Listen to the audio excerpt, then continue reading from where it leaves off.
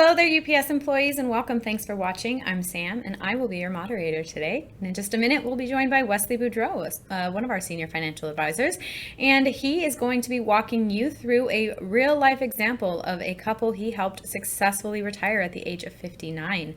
And he'll also be providing some insights to hopefully help you successfully retire as well. After his presentation, if you stick around, he will also be answering some questions. But before he comes on, I'd like to just quickly remind you that we are not affiliated nor endorsed whatsoever by UPS. The retirement group is a completely independent group of financial advisors.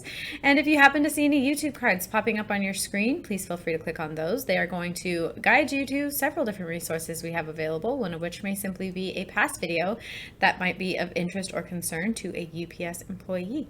And without further ado, here is Wesley Boudreaux. Hey, Samantha, thank you for that introduction. Like she said, we're going to be talking about really our cash flow analysis or our financial plan that we provide for clients as well as prospects, complimentary. And I'll kind of walk you through the story of John and Jan. Change the names. I'm not going to give you their full date of birth and everything like that, obviously, but it gives you kind of a quick, typical story of what we see when we sit down with individuals that are trying to figure out, okay, can I retire? Am I on the right track to retire? What changes do I need to make? And what's it going to look like over the next 20, 30, maybe 40 years in retirement? So we'll kind of walk you through that, but obviously take this as an example. Everybody's unique and different, so it gives you an idea of what that process looks like. But it's really important if you've got questions for yourself that we can kind of set some time to go through this on a one-on-one basis for you as well. So we'll talk about them. We'll talk about some typical considerations you need to look at when you're planning for the future and going from accumulation to distribution. And we'll give you a summary and then talk about that planning process as well. Excuse me. So first, John and Jan, again, I mentioned kind of changed the names, and I'm not going to give you their date of birth, but they're typical.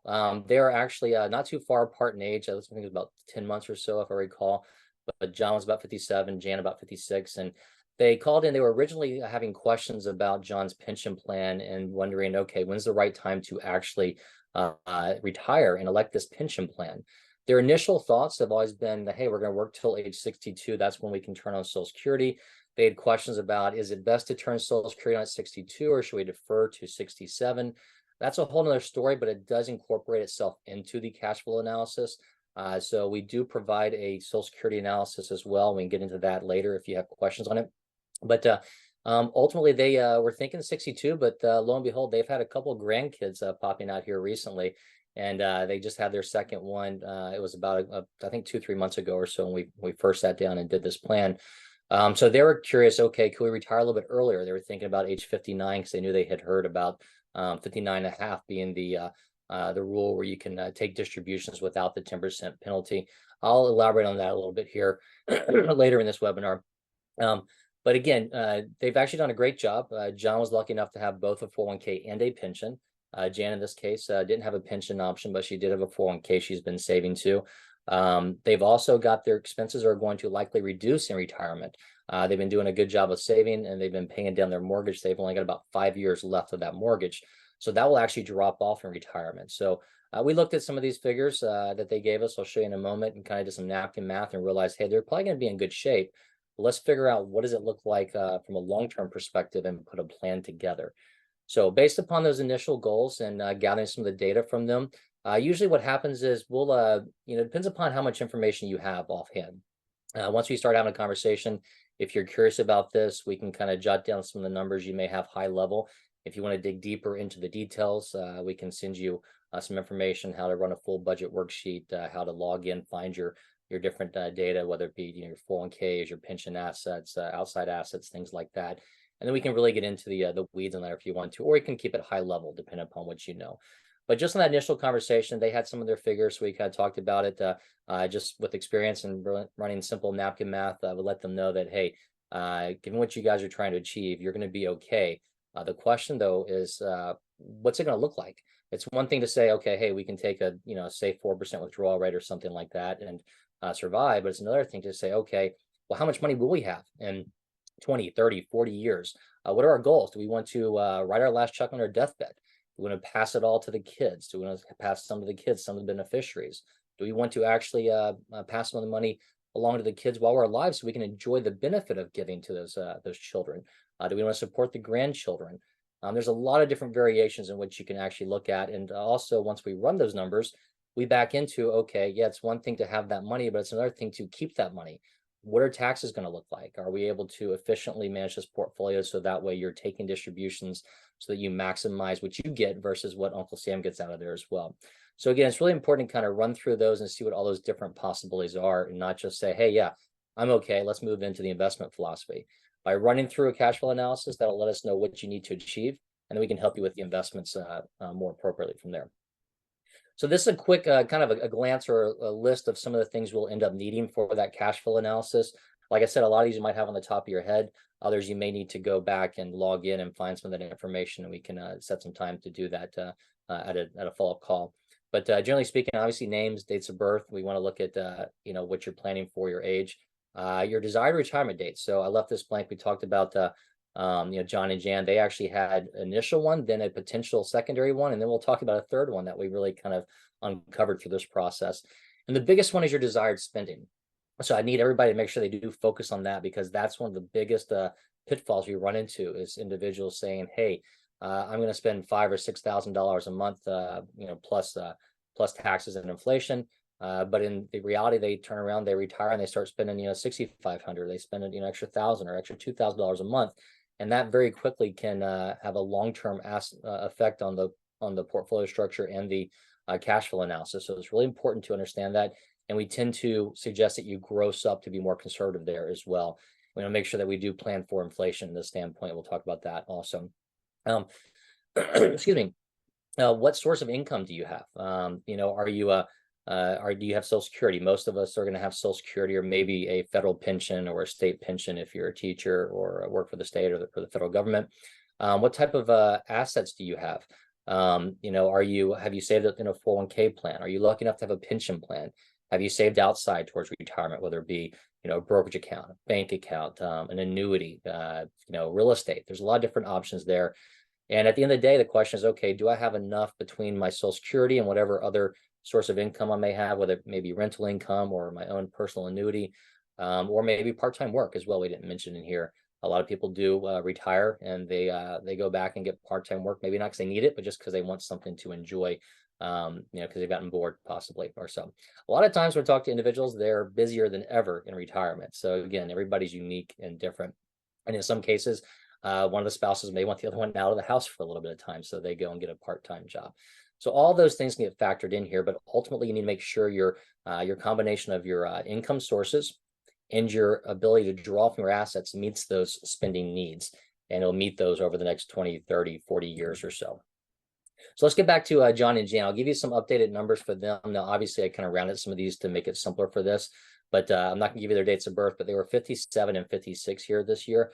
And again, the desired date was initially looking at age 62 because they thought that's kind of coinciding with Social Security. But then they said, with these grandkids coming along, can we go earlier? Let's look at about a year and a half out at 59 or 59 and a half. Can we do that?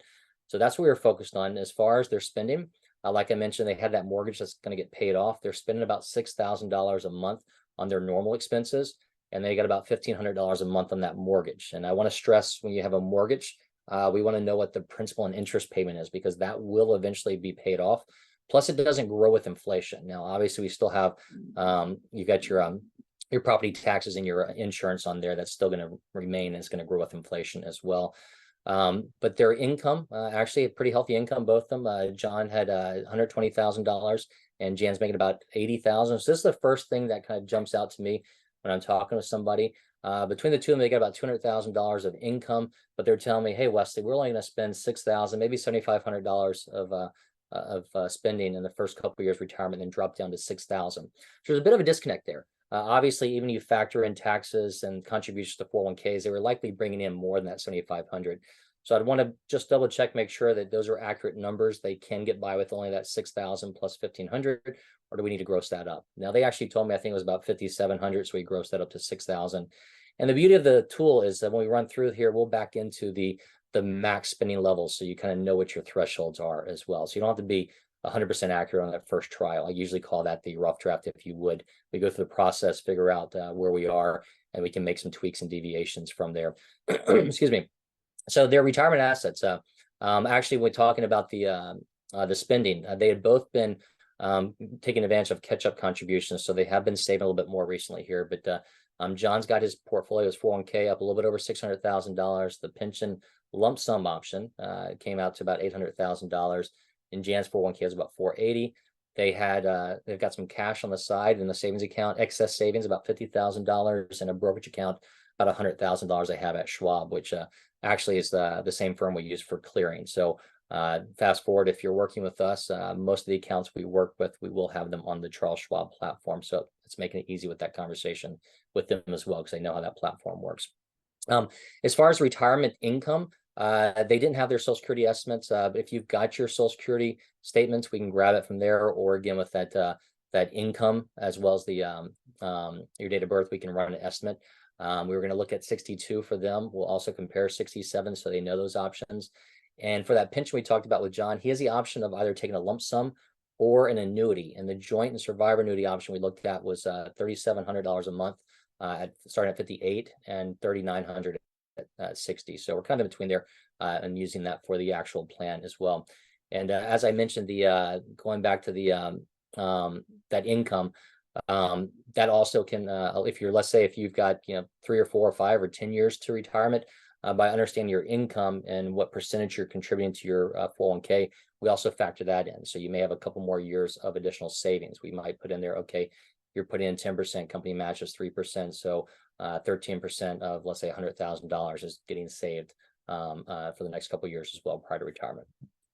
So some of the different things that we're looking for in this case was just running 2 scenarios and then potentially more beyond that. So the scenario was they want to see if they can do 59. That 62 is now out the window if they can. We talked about napkin math saying they probably would be okay. So they want to see what the long-term aspect looks like for age 59. And the question becomes, okay, on John's pension, does he take the annuity or the lump sum? So instead of just, having a guess or saying, hey, I want one or the other, we decided to run 2 different reports to show those side by side so we can see how it looks in the long run. And we do have a lot of other webinars going on pensions, and also if you've got company specific pensions, we can go through those details. But generally speaking, the annuity is going to be beneficial for you if you want longevity protection, because it's going to continue to pay for the rest of your life. However, inflation is going to erode that over time. Also, you're not going to have a cost of living adjustment in there usually. And then again, God forbid something happens to you sooner rather than later, then the company can keep a lot of that. The pension lump sum is going to give you more flexibility for management of it on your own, distribution to your beneficiaries in a better manner. But it does come with some risk if you mismanage that or spend through it too quickly. So these are all conversations to have, and running the cash flow analysis is a good way to do that. And the alternatives would be, like I said, that cash flow analysis will back into what's the max you could spend and the soonest you could retire. So we'll have a conversation about that with them. And then if we want to run any alternate scenarios, we can do that. As far as the typical things to consider when you're looking at a cash flow analysis or a financial plan, to remind us and let us know, and we'll go through this with you, is longevity. That's a big one. So the biggest risk to a retirement portfolio is living longer, making it to age 100, 110, who knows? But again, everybody's different. I've got clients that, they've got parents and grandparents that made it into late 90s, even their hundreds or so. Got others that unfortunately are, second generation factory workers, and they don't have much expectation making it to their 80s. So it's really important to understand that. And again, that's different from couple to couple. You might have a husband that doesn't have longevity on his side, and you got a wife that does have longevity on her side, and she may be a little bit younger. So you got to plan for those different age breakdowns and not just focus on that one person. Look at that long-term aspect and making sure that he or she is taken care of if you were to pass away as well. What are your spending needs? Again, we focus on what do you need, and we gross up inflation and taxes there. But a lot of times it's focused on needs versus wants. Sometimes we want to make sure our needs are covered by Social Security or maybe another form of guaranteed income. And also it could be fixed or variable. So let's go back to John and Jan. Another aspect, and we talked about this after running the first scenario, is, okay, what if maybe they want to spend, an extra $15,000 a year on traveling for the first 10 years, then maybe drop that down to, 7,000 or 10,000 for the next 10 years. Maybe they wanted to add in a new car every 10 years. Maybe you've got a daughter that's getting married in a couple of years. You have to pay for a wedding, unfortunately. There's a lot of different things you can put in there, so we can be as detailed or as generic as you want to, but we need to start somewhere, obviously. As I mentioned, we gross up for taxes. The rate of returns, we tend to look at a very conservative rate of return. We do run a Monte Carlo simulation, so you can see variations. But generally speaking, we back into saying, okay, let's just run a 5% rate of return to be very conservative, 5 or 6%, and we can actually guarantee 5% right now in money markets even. So if you're looking at that, then we know if we're going to tell you, hey, you've got the ability to retire now, we're going to be certain about that. We're not taking any additional risk and running it for, let's say, an 8% return, which is very subjective and could be detrimental to telling somebody, hey, you could retire if you think you're going to expect an 8% return forever. Then it also brings in distribution plan I mentioned before. How do we actually take out those assets? What are some of the tax beneficial strategies? What account do we take it from, or what combination do we take it from? RMDs come up, whether you are going to be at 73 or 75, you'll be forced to start taking withdrawals eventually. And that backs into whether we want to look at Roth conversions prior to that. And then your legacy planning. Are you, again, looking to write that last check and be happy about it? Or are you looking to plan for a legacy, whether it be for your kids or church or charities, or a combination of those? We get into all those different options and how estate planning can affect that as well. So a couple charts here, just worth noting. One of the biggest things to remember is, where are you going to retire? We work with a lot of individuals that may retire in one state and stay there, or they may retire from one state and move elsewhere. Let's take an example of California. You've got the ability, if you want to, you've got pretty high income tax on the state level there, but you can slide right across the border to Nevada if you want to reduce some of those taxes, or maybe move to Texas. So it's really important to let us know, where are you going to be retiring ultimately, so we factor in those state taxes as well. I also mentioned about the distribution strategy. Generally speaking, most tools you run and most people you talk to are going to say, hey, defer taxes as long as you can. You don't want to pay taxes. So usually what's going to happen is they're going to suggest taking your taxable accounts out first. So for John and Jan, that example would be plowing through their savings and their brokerage account before they tap into their IRAs or 401ks. But in reality, that's not the right thing to do, because what happens is, yes, it saves you taxes the first couple of years, but now you've exhausted those sources, and now everything's going to be taxed. A combination of your Social Security and your retirement distributions from your IRAs. Another way to do that would be kind of looking at the tax brackets year by year and taking out what makes sense for your specific tax bracket. So even if you didn't have even if you just took out, let's say for John and Jan, if you just took out the standard deduction, you're not going to pay any tax on that whatsoever. So you can take out over $20,000 and have it tax free. Then you can factor in, okay, well, they're based upon their spending, they're going to be in that 12% tax bracket in retirement. I'd argue that's a pretty favorable tax bracket. Likely they may go higher down the road. So we might say, let's max out that 12% tax bracket, take out distributions from there. And it could be that we even take out more and do Roth conversions. We get into that in another scenario as well. So that way we're able to mitigate potential future taxes for themselves and their beneficiaries as well. So again, very important to understand how to take that money out. So let's go ahead and jump back to John and Jan, kind of wrap up their situation. So they're lucky enough to live in Texas, where there's no state taxes. So they're just focused on federal taxes in here. And again, the plans we ran were to retire at age 59, and they both were in great shape. We ran those plans. They could have retired at 59 and had excess savings beyond age 100. They both had longevity, so we ran it that far out. Again, you can tell us run it to 90, 95. You can tell us run it to 120 if you want to. It's really up to you. Focus on longevity. But so they have the ability where they can either retire earlier, spend more, or a combination. They could actually retire earlier and spend more, which is what we looked at when we ran the second scenario here, the ability for them to actually retire here later this year, still at age 58 or so. But each of the scenarios also brought up the conversation around Roth conversions, as well as RMD planning and the taxation strategies, which also backs into the pension planning options as well. So this is kind of a quick just example of one of the charts that we see on the cash flow analysis. The top one's going to be the plan one we ran, assuming they took the lump sum. The bottom one is assuming they took the annuity. And one of the biggest things you'll kind of see or jump out is that difference of orange and dark blue on there. So the orange is them taking withdrawals from their accounts, whether it be the IRA or 401k. And the blue, excuse me, the blue is their guaranteed income. So Social Security and potentially that pension. So what we see is in that bottom one, there's a lot more dark blue, and it's essentially meeting their retirement needs because they've got that guaranteed Social Security and the annuity. And then the change of that light blue, and then you see kind of a jump up in that black line, that's their expenses.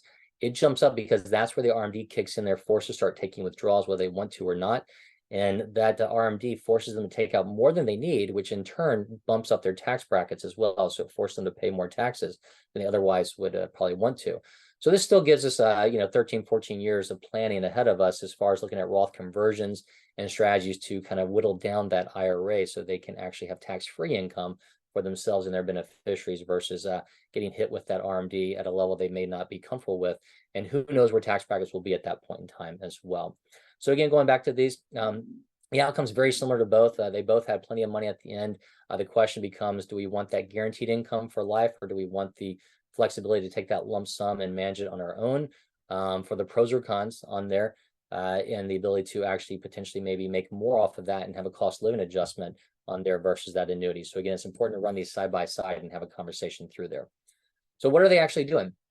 They are elected to actually retire sooner after going through this and understanding, hey, they're in good shape.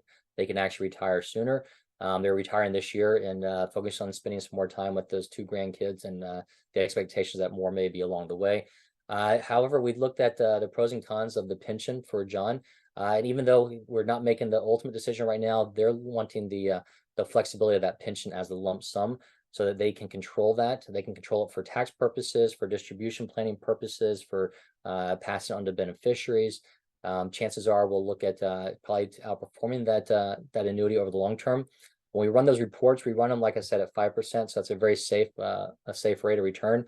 At that rate of return, the annuity and the lump sum look about similar, but if you get about 5.5%, 6%, which is still fairly safe rate of return, that lump sum is going to start to look better and better. But I will be cautious about the 2 biggest things I do see and mistakes on people taking that lump sum is if you are managing yourself and you're too aggressive and you could lose some of that money or all of it, or if you've got spending issues or you got family that may come tapping on the door saying, hey, can you help us out? I've seen both of those situations, unfortunately, where people do plow through that money too quickly. At the end of the day, we're here to manage it for them and kind of police them and tell them what to do and how to do it, but you can still take it and do whatever you want when you want. So be very careful about that. And one of the things I didn't bring up before is they're both, if they're retiring here at 58 and 57, they're both under 59.5. So we need to be careful about how they take distributions and avoid that 10% penalty that happens up until 59.5. So that's another benefit of working with the retirement group. As fiduciaries, we're not going to say, hey, roll everything over to an IRA so we can manage it for you. And that's in our best interest. We're going to focus on how we mitigate the taxes and the tax penalties. So we're going to tell them to actually keep some money in their 401k to bridge that ability from 58 and 57 to 59.5. So that way they can take distributions from the 401k, taking advantage of the age 55 rule. If you retire from a company age 55 or later, you can take distributions without that 10% penalty. So in summary, we'll wrap this up and see if we have any questions.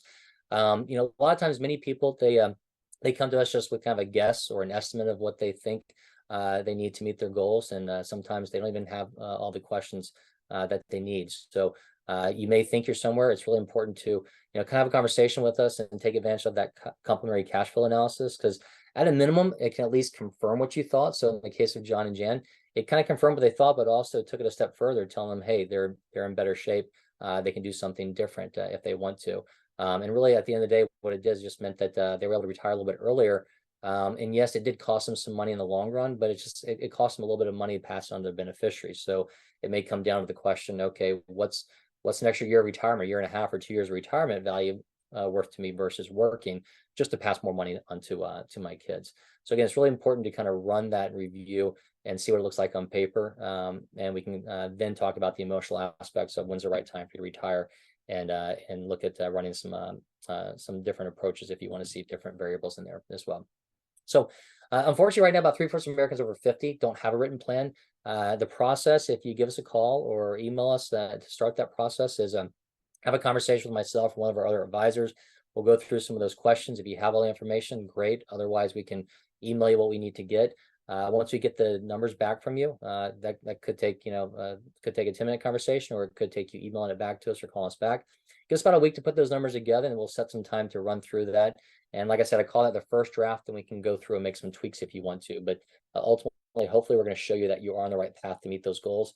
And then ultimately, if you want to deviate from that, and also help us if you got, let's say, a pension or 401k, how do you actually distribute those in that retirement process? Do you have NUA discussions on your 401k? Do you have a lump sum versus annuity? We go through all those with you. But we talked about all that stuff, but don't forget who the retirement group is. We are an independent financial advisory firm that focus on working with Fortune 500 companies. As Samantha said at the beginning, even though we've worked extensively with a lot of these companies for over 30 years, does not mean we're endorsed or employed by them, but we do have extensive history of working with them. So most of our advisors will have detailed knowledge of the company plans, whether it be the pension, the 401k, healthcare, retiree medical benefits, insurance continuation, things like that. We do have offices throughout the country, so rest assured, if you need to sit down with somebody face to face, we can likely accommodate that. But obviously, this day and age, it's easy to have web meetings or phone calls to get the ball rolling and get this first draft, if you would, put together. And then at the end of the day, we've talked all about this complementary cash flow analysis. So that's the one thing to take us up on. And it's important to understand what your goals are and what you're trying to achieve before anybody backs into giving you investment recommendations and advice. But a lot of times we'll look at this in conjunction with reviewing your 401k and your allocation there as well. So I'll see if we have any questions come through, but while we do that, I'll leave these up on the screen. We got a couple of QR codes to access our LinkedIn page if you want to follow along there, get more company specific information. If you'd like to schedule an appointment with myself or one of the other advisors, you can use the other QR code here, and you can reach that info@retirementgroup.com, and our number is 800-900-5867. Thank you, Wesley. I think that's really cool to see it really puts it in perspective to get to see an example like that. So thank you. Yeah, and they don't take, they're not as intensive on your end as Right. what you may think, just so people know that. Like I said, it could be literally 5 minutes or 10 minutes of gathering some data, and then we can get that detailed plan Yeah. together. Yeah. And it's definitely worth it. Alrighty. Yeah, we're just going to answer a couple questions and we're going to try to keep it short. First one, how can I handle health insurance until I'm eligible for Medicare if I'm retiring before the typical age? Okay, so that's actually a big one too, and unfortunately, there's a lot of moving targets there. And I didn't mention that in John and Jan's situation, but like I said, John was lucky enough to have a pension. He was also lucky enough to have retiree medical benefits continuation for both of them. So that's a really great option for some companies we do work with, but a lot of times you may not have that option. So what you're going to do is either you might have a company continuation, or you might have to go out on the on the healthcare marketplace and look at the different options through the Affordable Care Act that's available to you. If you look at it right now, and let's say we're going back to John and Jan with their income level, it's going to be pretty expensive. But if you fast forward and say, okay, wait, we're retired, they focus on what your projected income is. So it's not going to be as expensive as you may think. And then that's going to help them get to age 65. Another option is looking at indemnity plans. You'd have to consult with a healthcare advisor, but where you can actually, sometimes it's a lower cost than the Affordable Care Act would provide. But essentially what happens is you choose one that may pay a multiplier of what Medicare pays. And so it covers a lot of your preventative, but if you, God forbid, have some hospital situations or things like that, it may not cover as much as what the healthcare exchange would. But those are some conversations to have when we run through that cash flow analysis too. Alrighty, thank you. We're going to breeze through to the second question. What strategies should I consider to reduce taxes on my retirement income, especially if I'm retiring early? Okay, so retiring early, go back to the John and Jan's example. Some of the strategies would be going back to that slide I showed you with the different distribution options, or how do you take money out. So again, let's say you're retiring early. You don't have to take any money out until you hit your RMD age. So you've got flexibility. Let's say if somebody retires at 60, they've got 13 years or so before they have to take distributions, or it could be 15 if depending upon their age when they retire. But what happens is you can take out distributions and mitigate the tax risk, and we look at each specific year. So for instance, right now we know what tax brackets are for 2024 and like the 2025. We don't know what's going to happen in 2026 and beyond. So we can focus on saying, okay, my tax bracket, let's say right now, is 12%. That's pretty low. We might want to reduce future taxes by taking some money out, converting to a Roth, or taking it out and just parking it. It's your call. Get up into that 22, 24% tax bracket, you can still do so, but that break even becomes a little bit longer. If you're still working, it may be something you wait until you're retired. And it also may be an aspect of if you're still working, maybe we start adding contributions at 401k or Roth level, or you build up a Roth IRA. There's a lot of different ways to look at it. So there's really not one quick right size answer for everybody. But if we run this cash flow analysis for you, then we can dig into your specific situation and show you some choices. Alrighty, thank you. Last one, Wesley. If I take the annuity, is there a risk of running out of money since I'm retiring early? And follow up to that, would choosing the lump sum be a better option for me considering my early retirement? Okay. Well, actually, the key aspect of taking the annuity is not running out of money. So, Mhm. yes, you would not run out of money. But the question is, will you run out of the value of that money? So let's assume that somebody elects a single life annuity, and maybe it pays them $2,000 a month for the rest of their life, and hopefully they live 30 years.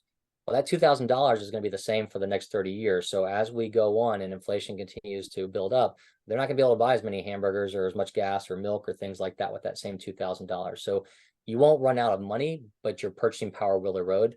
A worst case scenario is if you take, let's say, a single life annuity, and let's say you pass away in 10 years. Now that company is going to get that money back versus your beneficiaries potentially getting it unless you added a period certain to it. And this gets into a conversation on, specific pension plans. Whereas you take that lump sum, which we mentioned in John and Jan's situation, additional risk there are that you could spend through it too quickly because you have access to it, or you could mismanage it on your own and lose some of it. But generally speaking, if you set up a sound investment strategy, you're able to hopefully match that annuity and get cost of living adjustments along the way. You kind of built in inflationary protection, and then hopefully you've got something still to pass on to beneficiaries as well. So the annuity, no, you do not run out of money, but you need to be cautious about the longevity and inflationary pressure. And that's why it's good to show those different reports side by side for somebody. All righty, Wesley, that was it. That was all we had time for today. We want to thank everybody for joining us today, and we hope we see you on another webinar very soon. Have a good day, everyone. Thanks, All right, Wesley. thank you. You have a good day. Bye.